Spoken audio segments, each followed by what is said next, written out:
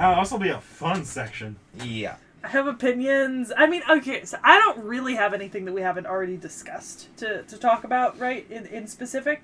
But I do have rebuttals to some points that I know will be brought up. So. Yeah. Okay. But first of all, recommendations, right?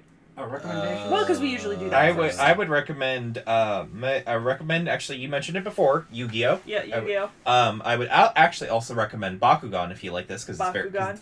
it's very similar as well. Yep.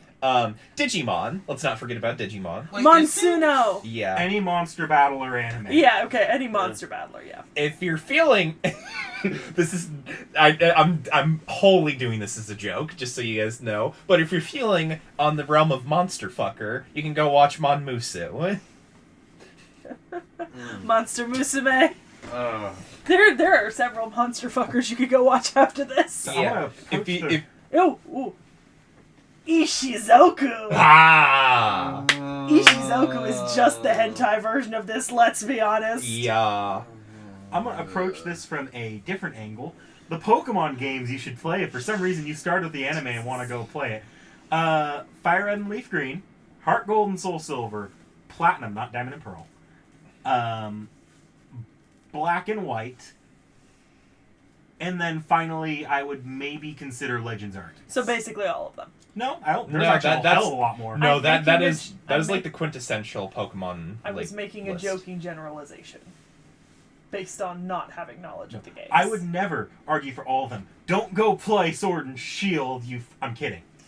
You can enjoy which Pokemon games you like, except Sword and Shield. What if you wanted to get? But Sword and Shield is the D&D fighter version. What if you wanted to get into a Pokemon game, but you don't have a Nintendo DS? Arceus. What if you don't have a PS5? Well, Legends Arceus is also available on Switch and Switch. Xbox. I know. Not Xbox because Pokemon's Pokemon Go.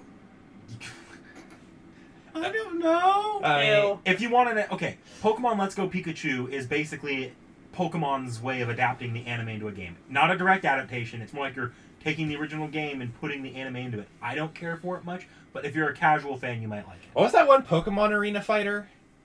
Pokken.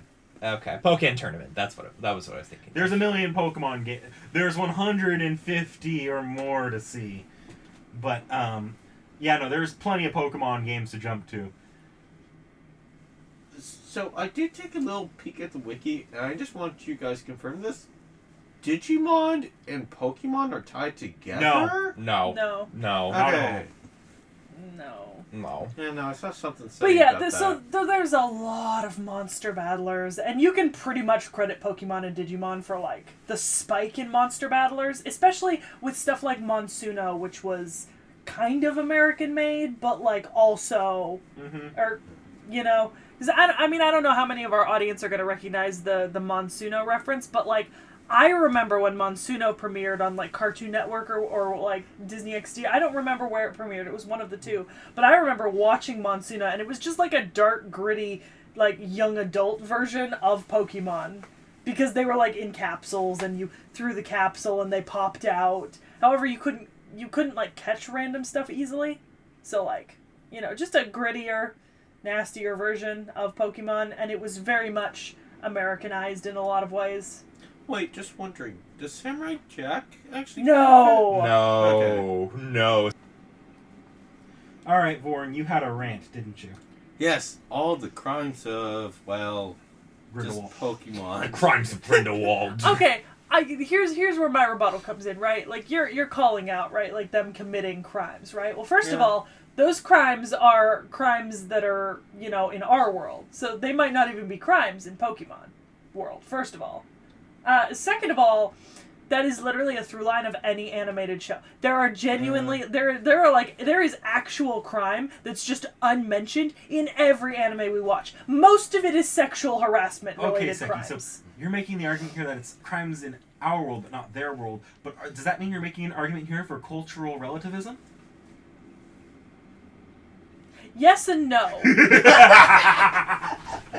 Yes and no, because like for example, right? Like let's say jaywalking is illegal because it technically is, right? Maybe jaywalking isn't illegal in the Kanto region.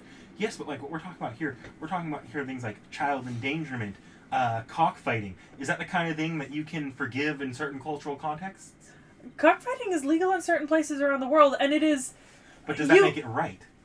Okay, but that's not necessarily a judgment you can make. Was your moral ground higher than anyone else's? But there you get into cultural relativism now, don't you? It doesn't matter. All I'm saying is that... I knew the button to push. Well, I at least want to say, who the frickin' heck sends their 10-year all out into a journey in the world? Seriously, who sends their 10-year-old These out? people. Yeah, These people. Yeah, these people. Yeah, some of the characters from Digimon are even younger. Yeah, but those weren't actively sent out by True. their parents. Those were True. they kind of got. That's isekai. Yeah, but Vorn, like, crimes are just a thing in anime TV shows. 90% of the shows we've watched this season contain at least sexual harassment, if not public indecency and nudity law breaking, right? Plus a bunch of other stuff. Like, just because you don't notice it in other shows or you don't think to mention it in other shows, like, there is, like, a suspension of lawful disbelief in most anime. Like, we just ignore the fact that, like, these kids are actively breaking, like, public indecency and nudity and sexual harassment laws and other stuff. Like, half these kids could be, could be arrested for, like, unsafe operation of a moving vehicle based on the way that they ride bikes. This is why suspension of disbelief is a thing. Yeah. Okay. You can't look at anime worlds and be like, oh my god, they're breaking so many laws and only do it to one and not all the rest. Okay, fine. You know? Because, like, Snafu has a whole host of sexual harassment issues. Okay, Fucking One Piece is literally about pirates. Yeah. Like, thieves and murderers, Suspension even though our main crew of disbelief. isn't thieves and murderers. If I could provide a counter-argument to your counter-argument here, though, Pokemon does call some of this stuff out in other mediums. Like, in Pokemon Legends Arceus, it calls out that these Pokemon are actively fucking dangerous and can kill you, so why are we sending kids out there? Shamu. And then, Shamu is becoming increasingly less tolerated. I know, I was just watching the Illuminati video on SeaWorld. And then as for the Pokemon cockfighting thing, there's an actual game that brings this up and is like, wait a minute, is it right to contain Pokemon in these Pokeballs, force them to travel with us and make them fight each other? Okay, but that's the PETA argument too. So if y'all don't know, PETA at one time launched a campaign where they literally, like, bought out billboards and, like, pictured all the like main Pokemon, except they covered them in, like, bruises, scratches, and blood, and basically just insinuated that you're imprisoning and enslaving Pokemon and forcing them to... They didn't just buy out billboards. They made an entire ass flash game about it. Yeah. But like, being fair to PETA, there is a reason for this. Yeah, As fair to PETA as I really want to get. Yeah, but at the same time, if you take that stance, you also have to do the same thing to all other anime. Pokemon openly and, like, in interviews stated they based the villains off of Gen 5 off of PETA. Yeah. So that it was almost more retaliatory to my memory. Okay, fine. Then do you want to talk about how I said in, like, the first episode of this whole entire thing, Jesse and James, their theme song actually makes it sound like the good guys. I love that. Like, Jesse and James do, like, their theme song does actually make them come across as, like, a benevolent force, because they're like, to protect all beings within the nation, to denounce the evils. And this is, like, absolutely, like, later we get to meet Butch and Cassidy. Yeah. And, like, they actively call it that, no, Jesse and James are just fucking up the Team Rocket motto. Yeah, because like, you, like, listen to the Team Rocket. Protect the world from devastation. Good. Unite all people within our nation. Yeah. Denounce the evils. Yeah. Extend our reach. Yeah. That's all, like, you know what it is? It's very colonizer. Yeah. It feels very colonizer at times. Like, the way that they phrase it.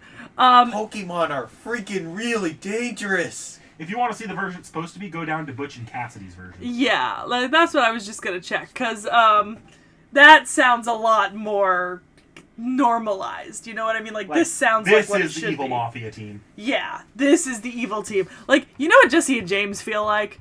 They feel like, you know, like, Christian missionaries who are, like, going in to save people from, like, the evils of not being Christian and not being baptized. Well, they're fuck-ups, and they probably shouldn't be in Team Rocket in the first place because they don't really have their heart in it. Yeah. It's kind of their character. As time goes on. But they're fucking great. We love them. Jesse and James, we stand. I don't even care. I don't care what their relationship is. They could be best friends. They could be gay best friends. They could be mortal enemies. They could be frenemies. They could be enemies to lovers. They could be each other's beards. They could be in a committed and loving bisexual relationship. They could both be straight for all I care. I love them no matter what. We know Jesse's absolutely straight. James has been pretty ambiguous. Like, I don't care. I love them. You know what I mean? I just love them. But I mean, you know, it's Pokemon. Like, we've talked about a lot of things, but it's Pokemon. I like the funniness how they explained the policewoman and the nurses. They're just an extended family that's probably pretty inbred. Yeah. Yeah. I mean, how do you end up like that and not be absolutely inbred? Jesus. Pokemon's interesting because there's like that Brock episode touches on things like family abandonment. Yeah. And Pokemon's not scared to touch on weird issues that are just suddenly like, wait, what the fuck? Kids series. Like later on, they touch on animal cruelty, parental like domestic abuse. Yeah. They touch on these things every once in a while. It's like, what the hell? Wait, how old is Brock? I want to say he's around 15 or 16. Yeah. He's older than Misty and Ash. He comes back as an adult later. Wait, so Ash is still Ash? Yes. Well, no, but they we never are age. They adult never Brock. state the ages outside of Ash's. Yeah, so the ages are never given outside of Ash, but when you look at the animation and you look at the character design and stuff, and the fact that he comes back later after he's, like, gone home and become man of the family and taken up, like, caring for his siblings for, like, a long time, and then comes back. Like, the only time we get Brock's age ever referenced is Brock, like, you kids are too young for this, so it has to be assumed he's around 15 or 16. At least, yeah. Okay. Because Brock himself is also called a kid at times. Yeah. By older people. Yeah. So I don't know. They don't hide very well that Ash is the only one not aging, but it doesn't really matter. See, but Ash, even the later episodes do make it look like Ash is aging outside of the new art style, which no one looks old in the new art style. Yeah, everyone looks like they're 5 in the new art style. Yeah. Yeah. But, you know, it's Pokemon. I can't, it's just in a class of its own in so many ways, because it's such a phenomena. Like, this is just something that was assimilated into Western culture. Like, it just was. My mother knows what Pokemon is. My mother recognizes Pikachu. Not from me showing it to her, like, now, right? But, like, my mother knew of Pokemon. Biggest media property in the world. Yet the games are shit. Yeah, but I think, that being said, it's time to draw for the next set of weeks. Please be Rando and be me again. I would, like, die of laughter. Oh, we will kill him. We will strangle him. Knick Knack will die if this happens. We will strangle him. Yeah. How many times have All right, Rando kills him? are we ready for 3. All 3 Randos this season were me. Are we ready for drum roll? Yes. Realm. My last submission. It is your last submission. What would you like us to watch? Well, I'm gonna let more fate decide this, but give me 1 second to pull it up. Did someone say more fate? I'm kidding. Oh god. All right. Pick a number 1 through 5. 5. Plastic Memories 1 through 12. Oh. We're going to continue emotional damage. Hang on. How many of us have seen this? No. I have seen this. Have you seen trailer? No. Okay.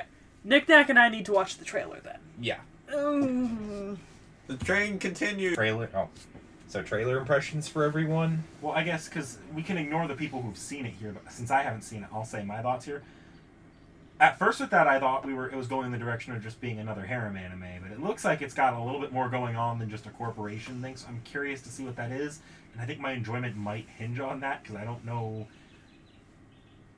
know how many flavors of harem I'm going to actually enjoy over time. I don't want to watch this. Yes, we got that from the point. We got that. Yeah. I really don't want to watch this. Do you want to explain to people why? I have Thanks, lasagna. I have watched so many depressing things this season. And so many things that were just, ugh, I don't want to watch this.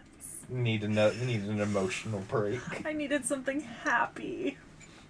I needed not- something upbeat that wasn't just like the mindless. I had plenty. I had plenty of options, but you had to go and pick number 5.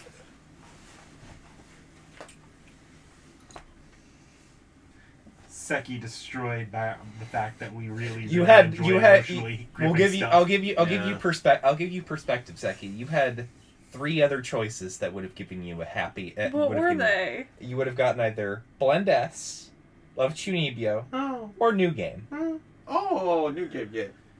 Seki, like, man, I just want to get picked so I can put my ESGK in. I need ESGK in I'm my not life. even putting ESGK in. I just want something that's not going to be emotionally traumatizing. I mean, did real life really traumatize you too much? Dude! Comparatively to the other one. Dude! It does. No! Comparative is not a factor here. We have watched Bunny Girl, Bake, and Real Life in relatively short succession. Yeah. It's not even a matter of relative. It's just compounding interest at this point. It has been so long since I've watched something genuinely happy that wasn't just fucking Pokemon. Don't worry. My next one's going to actually be something not, well, And unless depressing. Rando wants to pull someone that isn't Knick Knack. No, you can pull me. I got Kaguya in there. Nick Nack's actually got. I looked over No, it the no, other no, day. no, He's no, actually got quite a few fun, cheerful things. Yeah, okay. My second favorite anime of all time is Kaguya-sama. I have a cheerful taste. I just also really love emotionally hard-hitting stuff. I just want to be fucking beaten to a pulp by my anime. I guess with that being said, like, comment, subscribe, and we'll see you back next week having watched Plastic Memories. The adventure continues. Da, da, da, da. Emotional damage.